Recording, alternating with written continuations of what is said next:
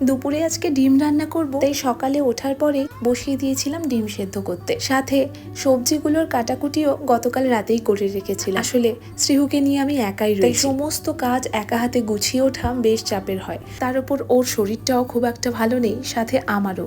একার জন্য তো রান্না করতে ইচ্ছেই করে না, তবে খেতে বসে যখন পাতটা ফাঁকা দেখি তখন আবার খেতেও ভালো লাগে না। আমি আবার খেতে ভালোবাসি। শ্রীহুর এদিকে স্নান কমপ্লিট, এখনো করবে লাঞ্চ। সকালে আজকে ব্রেকফাস্টটা ঠিকঠাক করেনি, তাই আজকে 11:30টার মধ্যেই ওর লাঞ্চটা কমপ্লিট করে দিলাম। পর্দাগুলো আজকে কেচেছিলাম, ওগুলোই এখন শুকিয়ে দিলাম। এরপর স্নান সেরে পুজো করে নিয়েছি। সকালে আজকে দুধের সরটা তুলে রাখতে ভুলে গিয়েছিলাম, তাই ওই খেতে বসার আগেই তুলে রাখলাম। এখন করব লাঞ্চ, একদম সিম্পল মেনু। গরম ভাতের সাথে রয়েছে কুদরি ভাজা, সাথে পেঁয়াজ আর রসুন দিয়ে কুমড়ো ভাজা, আর ছিল কারি পাতা দিয়ে ডিমের ঝোল।